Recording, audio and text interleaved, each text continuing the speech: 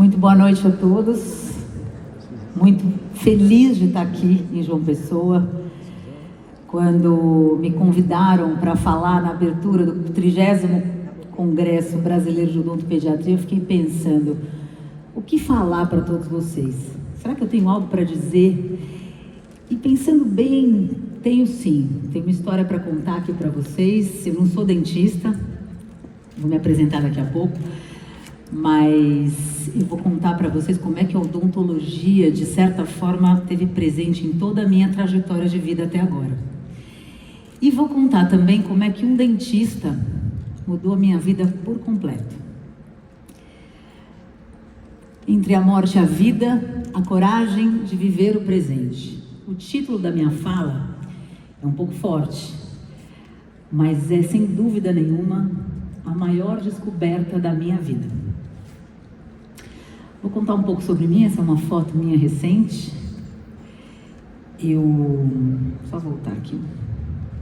Eu me chamo Isabela Santoyo. Não sou só Isabela Santoyo. Meu nome é Isabela Santoyo Guedes Pinto. Sim, o Guedes Pinto, o professor Guedes Pinto, o cacalo para mim. Tenho muita honra, muito orgulho de ser a nora do Antônio Carlos Guedes Pinto, que é um homenageado desse congresso.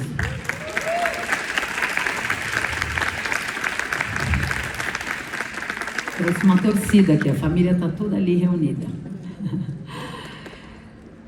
Bom, eu tenho 48 anos, eu sou mãe, eu sou esposa, eu sou advogada de formação, fiz toda a carreira minha jurídica, com todas as formações que o direito pede, mas trabalhei 20 anos no total no mercado financeiro. Trabalhei em escritório de advocacia e no mercado corporativo em instituições financeiras. E eu sou coach, analista comportamental, sou palestrante e sou escritora. Não sei se todos têm familiaridade com o que um coach faz, mas eu vou ser muito sincera, as minhas amigas mais próximas, o pessoal mais próximo de mim não sabe exatamente o que eu faço. Então eu costumo simplificar e trazer uma frase dos meus próprios clientes, que eu sou uma transformadora de vidas, é isso que o pessoal fala. Modéstia à parte, eu acho que eu transformo mesmo vidas, porque eu ajudo os meus clientes a fazerem transições, criarem pontes entre onde eles estão hoje, o que eles querem conquistar. E a lidarem com as transformações que a vida nos traz, porque a vida é um imprevisto, ela é imprevisível. E eu só posso transformar vidas porque a minha vida foi totalmente transformada. E eu vim contar essa fatia da minha vida para vocês aqui hoje. Agradeço a escuta de vocês.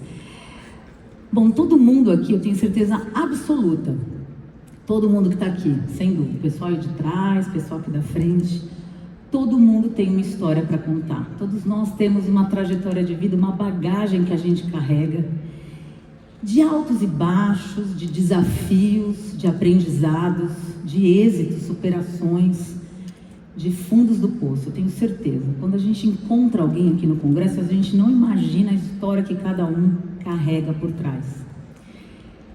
E a minha vida também tem marcas de transformações e muitas mudanças. E eu vou contar isso para vocês hoje.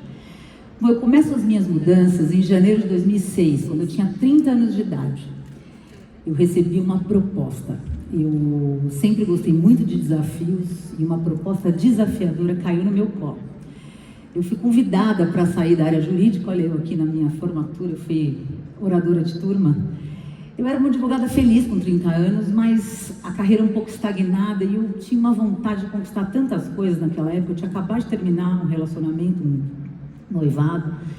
Estava num banco, trabalhando no departamento jurídico, como custo do banco. A gente não fazia negócio, né? Eu era prestadora de serviços e queria realizar muitas coisas, eu tinha muitos desejos, eu queria morar sozinha, comprar apartamento, eu queria trocar de carro, eu queria viajar, eu queria casar de novo, eu queria tanta coisa, eu queria me realizar mais no trabalho, uma vontade de ter sentido na minha carreira, uma carreira mais consolidada. E eu fui convidada para entrar num banco americano de negócios para ser executiva, e eu aceitei, obviamente. Larguei a carteira da OAB e fui abraçar esse desafio. E eu vivi a felicidade do ter. Alguém aqui viveu a felicidade do ter? Uma delícia ganhar dinheiro. Eu comecei a ter salário muito mais agressivo, fechei muitos negócios, bati muitas metas, fui trabalhar numa área do banco que era, assim, a vitrine do banco. Fiquei, assim, muito feliz, status, vitrine, dinheiro, e as coisas materiais foram muito importantes para mim. Comprei meu apartamento, viajei bastante, só não fui fazer o mestrado que eu queria, porque eu trabalhava demais. E 2 anos depois, aconteceu uma outra grande mudança. Eu vivi a primeira crise no banco. 2 anos de negócio, uma alegria, feliz, desafios, mas teve a crise do subprime nos Estados Unidos. Não sei se vocês lembram, todo mundo aqui é da área da odontologia, mas no mercado financeiro afetou demais a nossa vida. Os bancos americanos quebraram. A maior potência na época dos Estados Unidos quebrou. E, obviamente, que isso bateu em cascata no Brasil. O Brasil entrou em crise e, obviamente, foi entrando também no banco, na área que eu trabalhava e na minha cabeça. Eu vivi uma crise muito grande, porque eu parei de fazer os negócios que eu tinha, que a gente fazia no banco, e eu disse, bom, o que eu quero da minha vida nesse momento? Comecei a ter uma crise profunda de sentido, de realização. Falando, mas minha alegria vem do trabalho, tá? Ganhar dinheiro é bom, é maravilhoso, mas por que eu levanto da cama todos os dias para ir trabalhar? 10 horas, 12 horas nesse banco, o que eu quero para mim? Como é que eu estou vivendo os meus dias? Comecei a ter uma crise, porque a minha fome fisiológica era, né, atendida com o dinheiro que eu ganhava, com o status, mas eu comecei a querer matar a fome da minha alma. Eu sempre fui muito fã do autoconhecimento, sempre fiz terapia, sempre gostei de me analisar e entender o que eu vim fazer nessa vida. Missão. E quando eu trabalho em banco, claro, tem gente que encontra uma missão lá, mas eu estava longe, achava que tinha alguma coisa para mim, eu não sabia o que era. Então comecei a tentar ter a felicidade do ser, o que eu queria ser naquele momento. E senti uma desconexão completa entre quem eu era, aquela Isabela do final de semana, com os amigos, com a família, e o que eu fazia. Um cabo de força gigante começou a se estender cada vez mais, distanciando quem eu era na essência de quem eu era ali no trabalho, aquela máscara que eu vestia para ir trabalhar. E aí um belo dia, eu na terapia, minhas sessões semanais de terapia que me ajudavam. Quem faz terapia sabe que é uma maravilha e ao mesmo tempo é um desespero, né? Porque a gente tem que encarar as nossas questões que não dá para a gente deixar para trás. A terapeuta que é boa, ela puxa, né? E ela estava me olhando bem no rosto e falou, tá bom, o que você quer realizar da sua vida? O que você tanto deseja nesse momento da tua vida? Está em crise? O que você quer? Se você tivesse um gênio da lâmpada que descesse aqui e falasse, você tem um desejo. Porque a gente quer muitas coisas, né? Mas a gente não sabe escolher um desejo só. E eu olhei bem nos olhos dela e, sem titubear, eu respondi, eu quero conhecer um grande amor. Eu quero viver uma relação de amor. Eu não vivi até agora, com 30 anos de idade para 31, eu só tinha dado cabeçada na minha vida afetiva. Minha vida profissional, ela caminhava bem, fluía, por mais que eu estivesse em crise de sentido, eu tinha avanços nítidos, fluidez muito maior do que minha vida afetiva. E eu falei para ela sem titubear, eu preciso viver uma relação recíproca, amorosa, gostosa, profunda, de troca. Tanta gente vive isso. Que horas vai chegar a minha vez, né? Que momento vai chegar? E aí, cuidado com o que vocês pedem, porque o desejo foi totalmente atendido. Eu tive uma grande mudança na minha vida, que eu chamo de encontro. Eu conheci naquele ano um grande amor. Ai, que delícia! A crise, ó, tá debaixo do tapete, porque eu conheci o Eduardo Guedes Pinto. Ele é dentista, falei que a odontologia ia entrar na minha vida, né? E ela entrou. Filho do Dr. Guedes, do professor Guedes Pinto, dentista, professor, jogador de rugby, treinador, surfista e outras 1000 coisas que ele fazia. Um furacão que entrou na minha vida, apresentado por um casal de amigos num churrasco.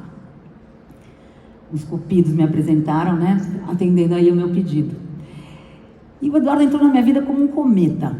Mas assim, a gente simplesmente, foi pra frente. A gente se apaixonou de cara, a gente se conheceu em novembro de 2008. Em dezembro a gente deu o primeiro beijo e um mês depois ele estava morando na minha casa. E eu, a pessoa que criticava os outros, né? Falava, olha aquela ali, né? Morando há 6 meses, 1 ano, já foi casar, que horror. Eu cuspi pra cima, caiu na minha testa, porque em 1 mês do meu primeiro beijo, eu estava morando junto com o Eduardo. E eu vivi a relação de amor que eu tanto sonhava. Que delícia. Realizei muitos sonhos, fomos muito, muito felizes nessa junção, né? E eu falei, putz, agora que eu estou vivendo o amor dessa plenitude afetiva, eu vou botar toda essa crise de sentido de trabalho. Eu trabalho em banco americano, o salário está garantido, eu vou pôr para debaixo do tapete e deixa eu viver isso, já que eu pedi, queria tanto. Tomei um tapa na cara na minha relação, porque casada com o homem mais apaixonado pela profissão não existia. Amarradão para ir trabalhar, feliz da vida dando aula, uma alegria, podia dormir pouco, podia estar doente. Eu tive que lidar com a vocação do Edu, e obviamente do meu sogro na época, 2 homens apaixonados pela odontologia, em áreas diferentes, mas eu respirei odontologia e respirei aquela paixão deles. Eu falei, por que eles sentem isso e eu não? Porque minha trajetória profissional foi completamente diferente. Eu escolhi fazer direito, mas não foi uma escolha. Meu pai disse, vai fazer direito e acabou. Eu queria fazer teatro, eu queria fazer jornalismo. E eu via que o Edu, quando escolheu a profissão, foi o que ele me disse, foi espelhado sim no pai. E aquela alegria irritante, né, dele para ir trabalhar foi algo que tocou demais em mim, porque eu tive que obrigatoriamente olhar para as minhas frustrações profissionais. Então não deu. Conheci um grande amor, mas tive que lidar com a minha crise profissional. Tirei ela do tapete e fui viver tudo junto. Porque a vida é assim, a gente não vive uma coisa de cada vez. Não é assim, né? E 6 meses depois, nós fomos fazer uma viagem para a Califórnia e o Edu me pediu em casamento em Las Vegas. Eu não queria casar em Las Vegas, mas eu casei, óbvio. Ele me pediu em casamento lá, levou as alianças, eu arrumei um vestido branco bem curtinho e ele levou uma roupa de dentista para casar. E a gente casou e os nossos amigos todos viram pela internet o nosso casamento. Liguei para os meus pais e falei, casei. Como assim? Mas é a igreja e a festa? Eu falei, calma, a gente vai conquistar isso. O Eduardo não queria fazer festa, mas ele foi maravilhoso e eu convenci ele a realizar o meu sonho, que era um sonho de menina, casar com toda a pompa e circunstância que eu tinha um dia desejado.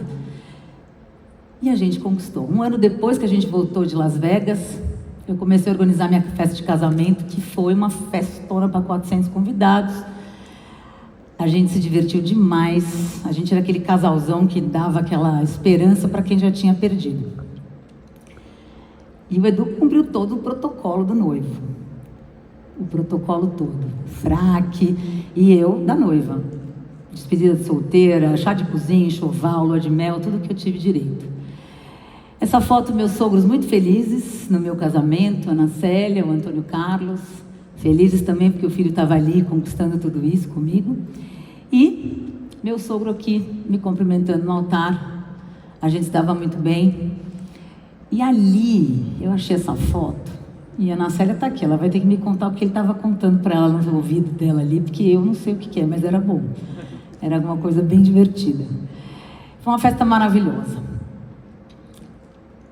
Bom, gente, 1 ano depois, eu estava completando 1 ano de casamento, em setembro do ano seguinte, 2011. O Edu falou, Bela, nós vamos fazer 1 ano de casamento. Só que eu tenho uma viagem com os melhores amigos da minha vida do rugby. A turma do rugby toda, minha turma, combinou de ver o Mundial de Rugby na Nova Zelândia. Para quem gosta de futebol, que é o mais comum aqui no Brasil, a Copa do Mundo é um must. Todo mundo quer ir ver, os fanáticos vão. Esse aqui era fanático pelo rugby. E foram para Nova Zelândia ficar 22 dias de viagem vendo os jogos. Eu disse, vai, a gente comemora todo dia, estamos casados há tão pouco tempo, todo dia é dia de festejar. E ele foi. Edu ficou 22 dias lá, eu tirei umas férias, eu estava com umas férias acumuladas no banco, um estresse total, trabalhando muito e não realizado, vocês podem imaginar o que era a minha vida, de martírio. E ele foi. Eu tirei umas férias de 1 semana enquanto ele estava lá e guardei 1 semana de férias para quando ele voltasse a gente matar saudades e comemorar 1 ano de casamento. E ele voltou, me trouxe milhões de presentes e a gente ficou 1 semana de férias juntos, matando saudade. Em vez de viajar, que a gente tinha rodinha no pé, ficamos em São Paulo, na nossa casa, o apartamento que a gente tinha construído, e reformado, curtimos muito, fizemos todos os passeios e coisas que a gente amava. Fomos andar de moto, fomos no Parque do Ibirapuera correr, tomamos chuva, fomos nos restaurantes prediletos, encontramos meus pais para almoçar, encontramos meus sogros para jantar, e foi uma semana maravilhosa. Só que toda semana de férias, uma hora ela acaba. E acabou na segunda-feira, a gente se despediu no pé da cama, eu, aquele ansiedade de voltar e falar, meu Deus, o que vai ser? 15 dias fora do banco, eu tinha uma área na época que reportava para fora, uma área super complicada, cheia de problemas, fundos de investimento, coisas grandes, e o Edu feliz e contente para voltar para o consultório. Nos despedimos, ele me abraçou e falou, gatinha, você é uma águia numa gaiola de rolinha. Aí eu falei, como assim? Ele falou, você precisa bater asa, parece que o banco te comprime numa gaiola pequena, você precisa voar. E eu falava, não fala disso agora, eu tô chegando no banco de férias, depois a gente fala sobre isso. E a gente se despediu, e eu fui me arrastando para o banco, e ele irritantemente feliz para o consultório. Fui para o trabalho, cheguei lá, o mundo caía na minha cabeça, 15 dias fora, nada tinha andado. E lá pelas 11 da manhã, cheio de gente na minha frente, toca o meu telefone, o Edu. Oi, amor. Tudo bem, gatinha? Tudo bem. O que você quer? Não, aqui tá tudo ótimo, já atendi o paciente, fulano, ciclano, beltrano, já pus aparelho aqui. E você? Eu falei, não dá para eu falar, tá cheio de gente na minha frente, o que você quer? Vamos no cinema à noite? Eu falei, vamos, lógico, vamos no cinema, pode comprar. Então tá bom. Aí eu olhei no relógio e falei, falta 5 horas para o meu martírio acabar e vou pro cinema com o amor da minha vida, comer uma pipoca, não tem coisa mais gostosa, né? Ótimo. Então, desliguei, continuei batendo um papo, ali, aquela confusão, reunião, gente na minha frente, toco o telefone 1 hora depois de novo, do consultório do Edu. Eu falei, mas de novo? Aí eu atendi o telefone, não era o Edu, era a secretária do Edu, do consultório.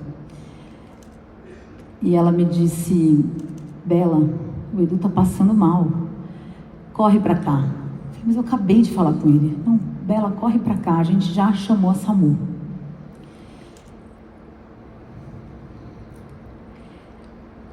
Aconteceu algo que eu nunca imaginaria, uma outra grande mudança na minha vida, algo que eu realmente não imaginava. O Edu não resistiu e faleceu. Teve um AVC, eu saí do banco correndo na época, eu lembro que eu deixei minha bolsa no escritório, peguei meu carro, fui pelo corredor de ônibus da Paulista até a 9 de julho, onde ficava o consultório dele. Deu tempo de eu chegar, não pensei em nada. Quando eu chego, me arrepio até hoje, eu encontrei aquilo que eu nunca na minha vida ia imaginar, um homem forte, saudável, jovem, feliz, cheio de planos, cheio de sonhos, ali, no chão do consultório, os olhos abertos, ele babando, e a SAMU chegando, removeu ele para o hospital e ele não resistiu. Gente, de longe, esse foi o acontecimento mais, não é triste a palavra, é avassalador, é uma dor profunda. Eu entrei num quarto escuro de medo de como seria tudo dali para frente, eu 34 anos, viúva, 1 ano do meu casamento, o nosso primeiro beijo não chegou a completar nem 3 anos. Tudo que eu tinha planejado tinha paralisado naquele momento.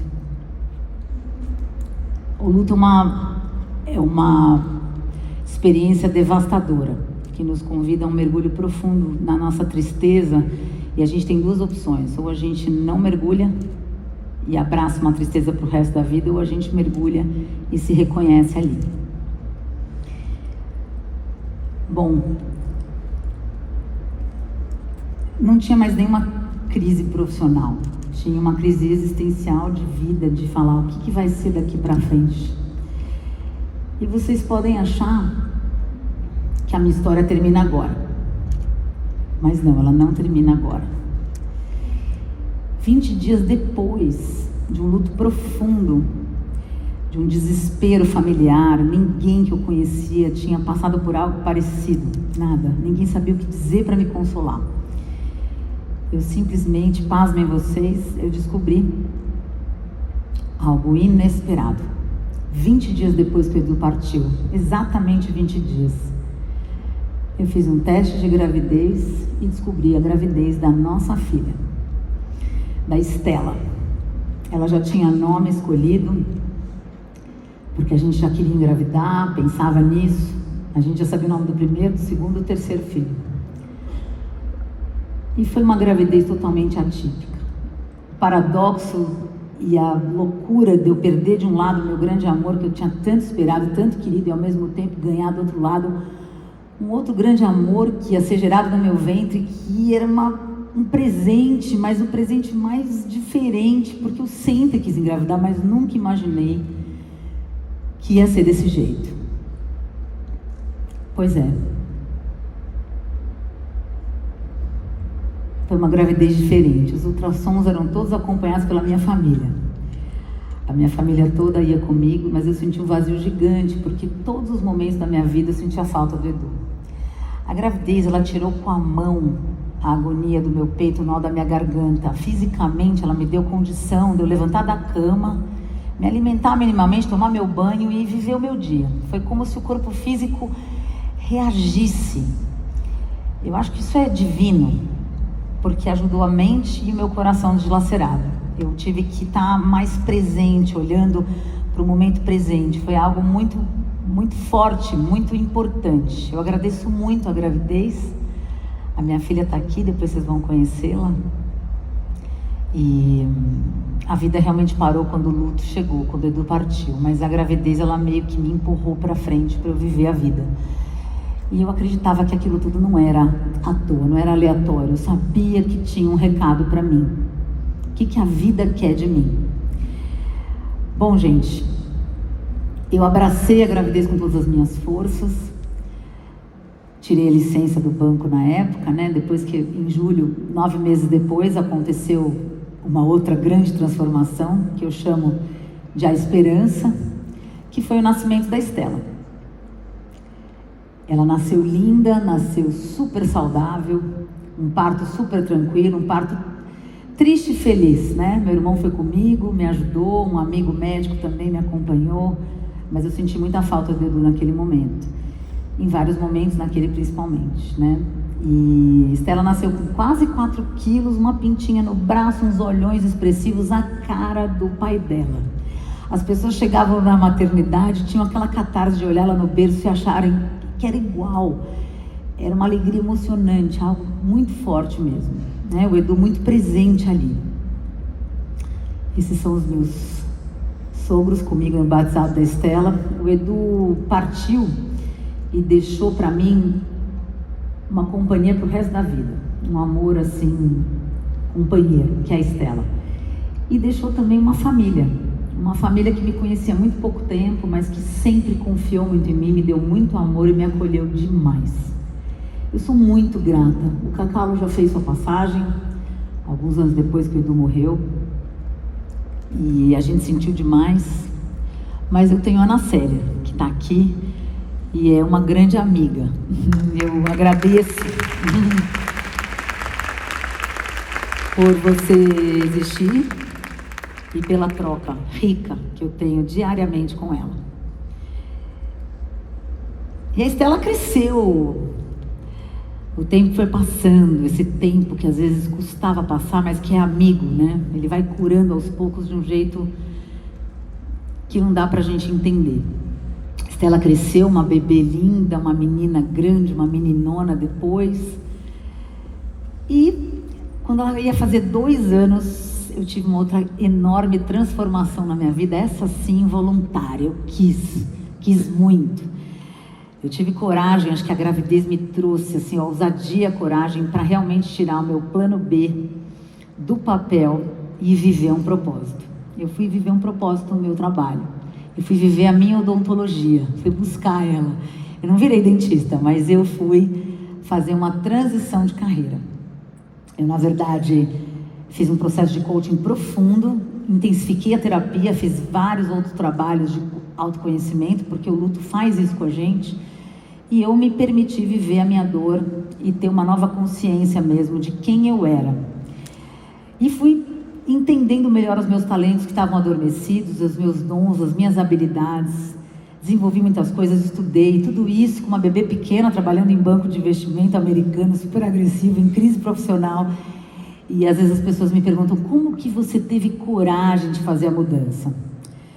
Deu muito medo, mas eu acho que a gravidez, ela trouxe lógico, a vulnerabilidade da vida, a fragilidade da vida ali presente nessa situação que eu vivi. A vida disse para mim, você não tem mais que esperar. Por que não tentar? A gente fica abraçando o medo e não dá os passos no momento presente para a gente colher o futuro que a gente tanto quer. A gente fica pensando só lá na frente, mas não vai dar, e se não der? A minha interrogação era tão grande pelo futuro que se eu não olhasse para o momento presente, acho que eu não conseguiria caminhar. Então as pessoas me perguntam, mas escuta, como é que você teve coragem? Eu falo que eu tinha um senso de urgência para viver. A morte, ela traz isso para a gente. A gente precisa ter urgência para viver aquilo que a gente quer. Viver com muito mais pulso, muito mais honra, muito mais carinho.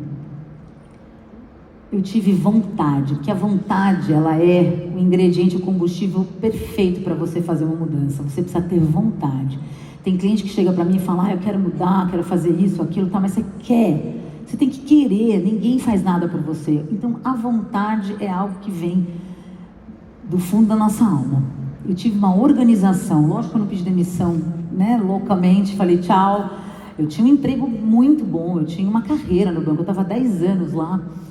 E fiquei bastante tempo envolvida com os meus negócios, tinha um compromisso, tinha uma filha pequena, eu tinha uma carreira. Mas como é que você vai largar e vai descobrir?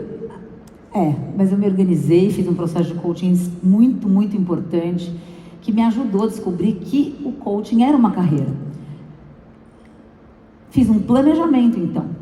Fui estudar, fiz uma formação no Brasil maravilhosa, fui lá nos Estados Unidos fazer a formação com o pai do coach, o Tim Gallwey, o cara que trouxe essa metodologia para o Brasil na década de 80. Com a bebê pequena fui, minha mãe me ajudava, a sogra, a babá, me organizei, trabalhando no banco, tirei férias, tudo deu para fazer e eu me orgulho demais, porque planejar é muito importante. E acho que agora a gente não consegue mais ir para frente. Meninos, acho que travou aqui. Mas agora apagou tudo. Tcharam. Tem um suspense. Ai, gente, sou eu aqui. Olha que maravilha. Ai, que beleza. Deixa eu voltar. Pra vocês verem minhas fotinhas. Não volta, mas tudo bem. Gente, é isso. Tem mais umas coisinhas lá para falar, mas é o seguinte, essa aqui sou eu atuando. Eu descobri a carreira do coaching que, para mim, foi transformadora. Eu comecei a entender que eu tinha muito talento para me conectar com as pessoas. Sempre fui, aquela que os clientes gostavam de contar aquelas coisas que a gente nem queria saber, ele vinha lá, abria o coração, além de fazer os negócios. Eu tinha essa capacidade das pessoas confidenciarem, confiarem coisas para mim. E essa conexão é algo que eu fui aprendendo tecnicamente a fazer, e pela minha vivência, o sofrimento me trouxe essa capacidade de me conectar com o sofrimento humano. Então, meu maior skill, a minha maior característica de habilidade é essa, escutar os meus clientes na profundidade do que eles estão sentindo, independentemente se é uma mudança simples a ser feita ou uma mudança grande a ser feita. E isso aí eu comecei a, então, dar muitas palestras, comecei a trabalhar, tive vários sócios, fiz alguns trabalhos enormes. Esse é um dos meus maiores públicos no Rio, não maior que esse, mas eu sou muito, muito realizada com o trabalho que eu realizo. Eu falo que eu vivo meu propósito da hora que eu acordo até a hora que eu vou dormir. Eu esqueço que eu sou mãe, que eu sou esposa, quando eu estou realmente com um grupo de pessoas ou com um atendimento individual para fazer, para realizar. Bom, e a vida seguiu o seu curso, amém, a vida segue. Claro que tem muito detalhe aí que um dia eu conto, quem já tiver interesse de saber, tem muita dica para dar. Mas a vida seguiu o seu curso. Essa foto é uma foto que consagra muito um momento bom da minha vida. A Estela estava pequena aqui, ela está bem maior. E a vida segue seu curso até hoje, com mais um integrante. Quando a Estela tinha 3 anos, eu comecei a namorar novamente um viúvo, apresentada por um casal de amigos, a gente tinha isso em comum. Sempre os casais de amigos, né? Os nossos cupidos. Gente, falem, viu? Quem quer ainda namorar, casar, encontrar o grande amor, o segundo, o terceiro, falem para os amigos. Amigos de verdade ajudam a gente, viu? E eu conheci o Murilo, que está aqui, meu marido, uma pessoa incrível, que tem uma história de vida também muito forte. E eu lembro que a Estela tinha 3 aninhos quando a gente começou a namorar. A gente tem agora 10 anos já de relacionamento. E quando ela tinha 4, ele levou ela pela primeira vez na escola de mão dada. Eu lembro das mães da escola me ligando: Isabela, que emoção, a Estela entrando com o Murilo, arrastando ele pela mão. E ela falava: eu tenho um pai que mora no céu, meu pai que virou estrelinha, o Edu, e eu tenho meu pai do coração. Eu tenho 2 pais. E a relação deles é muito bonita. Agradeço muito. Acho que o Edu também mexeu uns pauzinhos lá em cima. E é muito bacana contar hoje com um outro novo amor na minha vida. Bom, gente, 14 anos se passaram. E eu tô aqui, na frente de vocês, em 2025, aqui no Congresso, no 30º Congresso Brasileiro de Odontopediatria. É excitante para mim, é um momento muito triunfal para mim. Eu chamo de um período de colheita, né? Ufa, tem uma hora que a gente colhe. E eu digo que eu vivo o dia de hoje como se fosse uma vida inteira. A gente acorda, vai viver o nosso dia e ele tem que ser como uma vida inteira. Porque a vida me mostrou que, assim, tudo pode mudar. Eu falo que o meu maior treino para viver o dia de hoje como se fosse uma vida inteira é honrar minha vida todo dia que eu acordo. Eu tenho rituais muito profundos de gratidão. Na hora que eu acordo, eu falo que gratidão é algo que a gente faz como se fosse exercício físico para o braço. Quer ficar com o braço forte, a gente sabe o que fazer. Mas e para ser grato? Ninguém nasce grato. Uma outra pessoa que é santificada, né, beatificada, as vidas santas, quando a gente olha, são vidas de extrema gratidão. Mas nós, na nossa humanidade, precisamos treinar. Bom, gente, eu queria trazer hoje para vocês, depois dessa fala, os aprendizados. Reuni 3 para trazer para vocês. Eu espero que vocês levem isso com vocês, porque a experiência que eu vivi é muito forte e eu gosto de compartilhar. O primeiro deles é que a gente não controla nada. Eu sei que é bonito falar, a gente não controla nada, né? A gente não controla os resultados, é verdade, mas a gente acorda todo dia e esquece. Porque a gente acha que a gente vai trabalhar, que a gente vai pegar o carro, vai para o trabalho, vai pegar a condução e vai voltar para casa naquele horário, o filho vai pegar na escola, que tudo vai acontecer como a gente acha no momento de manhã, saindo de casa. E a vida pode virar 180 graus. Se a gente souber mais disso, a gente começa a entender que a gente não controla mesmo as coisas. Abre mão desse controle e faz só a nossa parte. Então isso é muito importante a gente entender, porque acho que a nossa mente, ela engana a gente todos os dias. Eu falo que o dia da morte é o primeiro dia de quem fica. Quem já sofreu, já passou, acredito que muitos aqui passaram por, enfim, perderam alguém que ama, que, enfim, que se relacionava muito, de uma forma muito próxima, né? Às vezes um grande amigo, uma pessoa não da família, mas enfim. A morte, ela convida a você viver novamente. Foi o primeiro dia da minha vida nova. Quando a gente entende isso, fica um pouquinho mais leve, porque a gente precisa, claro que tem fé, tem espiritualidade no meio, tem individualidade de cada um, mas assim, a vida me fez um convite, e eu compreendi que eu precisaria me despedir da Isabela que eu era e construir, renascer, ser uma nova Isabela, dar novos passos, entender que a vida é apertar novos botões, para me relacionar afetivamente, para ter um novo emprego, um novo trabalho. Imagina uma carreira completamente diferente, a coragem que eu tive de sair de 22 anos de mercado para fazer uma coisa completamente diferente. A gente vai aprendendo de novo a saber quem a gente é. É uma reconstrução. Hoje está muito na moda falar a ressignificação da vida. A vida tem um novo significado, é tudo diferente, mesmo. A morte traz uma nova compreensão sobre a vida. Falei isso já aqui, mas é isso. Ninguém quer falar da morte. Tira esse assunto para lá, depois a gente fala. Imagina falar disso na frente da menina. eu falo com a Estela sobre isso, a gente conversa. Acho que é importante trazermos o conceito da finitude todos os dias da nossa vida, porque a gente vive diferente.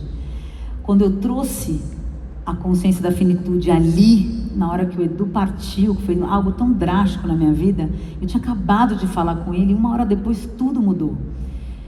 Eu entendi que a vida é urgente e a minha vida é muito mais pulsante, eu honro mais a minha vida, eu tenho carinho pelos meus dias.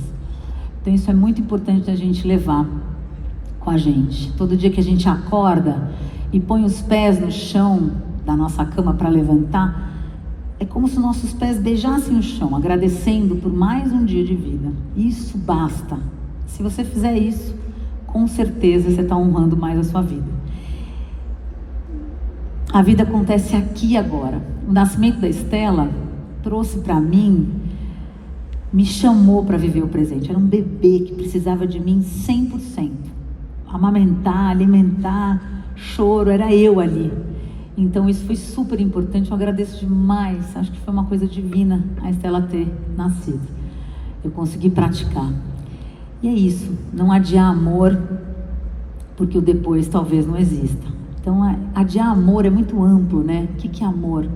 É a gente dar atenção para quem a gente está conversando. Você encontra alguém aqui no congresso que você está reencontrando, ou faz uma amizade nova, para ali, deixa o celular de lado, foca, troca, enriqueça esse momento, né? Os pequenos momentos, aquele abraço gostoso, dizer muito obrigado, olha, me desculpe, marcar aquele compromisso que você está adiando faz tempo com alguém que você faz tempo que não encontra, que delícia, mas a vida é muito corrida. Esse automático da vida vai nos enrolando e a gente deixa sempre para depois. Então coloquem em estado de atenção focado, façam as coisas com qualidade, minimamente, que seja 1 minutinho no seu dia. E aí eu trago uma reflexão para todos nós, uma pergunta: a vida que vocês levam hoje é a vida que lá na frente vocês vão se orgulhar de ter vivido? Sei que todos são, espero, apaixonados pela profissão, que delícia, mas o que mais? Como é que você está vivendo os seus dias? O que realmente importa para você? Faça essa reflexão, essa frase é importante, porque a gente vai deixando a vida levar, e quando a gente vê já é Natal, quando a gente vê já é o Carnaval, já é o ano seguinte, e a vida vai nos consumindo dessa forma. Eu quero deixar uma lição de casa para vocês também, uma tarefa. O que vocês podem fazer hoje, a partir de agora, implementar agora na tua vida para viver com mais carinho, mais respeito, honrando esse presente que é a nossa vida? O que vocês podem fazer? Um verbo. É ligar para alguém, é fazer algo, deixar de fazer algo. Incluir uma rotina nova no consultório, no seu atendimento, naqueles casos mais complicados. É pedir uma ajuda. O que é? Eu falo que o excesso de amanhã significa não viver. A gente está sempre se preocupando com o futuro dos e se's. Mas e se acontecer? E se não der? E se falhar? E a gente pensa no que não deu certo lá atrás. É o passado, o futuro, impedindo a gente de fluir no presente. É difícil tomar decisão no presente, porque a gente está muito acostumado a planejar. Eu trabalho com planejamento, meu trabalho é esse: planejar mudanças, fazer estratégias, montar estratégias. Mas a gente não pode deixar de planejar, claro que não. Mas a gente não pode ficar apegado a esse plano futuro, porque o futuro está lá. Como é que a gente traz uma coerência do que a gente quer com ações hoje, mínimas? Isso é importante, a gente se movimentar no presente para acolher o futuro. Isso é muito, muito importante. Então a verdade, a que eu quero trazer aqui é encorajar vocês para viver o momento presente. Mesmo na dor, no sofrimento, eu não sei o que cada um aqui está passando, mas eu incentivo vocês a encararem os problemas, porque eu falo, o sofrimento não tem comparação. Às vezes estão me ouvindo aqui e falam: nossa, olha só o que ela passou, eu estou aqui com esse problema aqui de pagar esse boleto, de resolver esse problema aqui com a minha mãe. O seu problema é o seu problema, ele é grandioso para você. E eles não vão deixar de aparecer, né? Quando eu vivi tudo isso, eu falei, uma hora eu falei, acho que eu já paguei minha conta, né? Não vai me acontecer mais nada. Pasmem vocês que muitas coisas aconteceram, mas hoje não é o dia de contar. Tenho coragem de viver de verdade. A vida no presente é a vida verdadeira. É aí que a nossa vida flui. E eu queria agradecer a todos vocês, dizer que é uma honra para mim compartilhar um pedaço da minha história, um pedaço da minha alma. É muito profundo estar aqui e contar para vocês essa fatia da minha vida. E eu queria contar que quem está aqui, antes de terminar, é a minha filha, a Estela. O Edu vive nela, é a forma que ele encontrou de se fazer presente para sempre. E ela vai se apresentar aqui, vai cantar uma música, duas, né, Estela? O pessoal do congresso convidou, ela canta e a gente vai encerrar aqui a minha palestra com a Estela.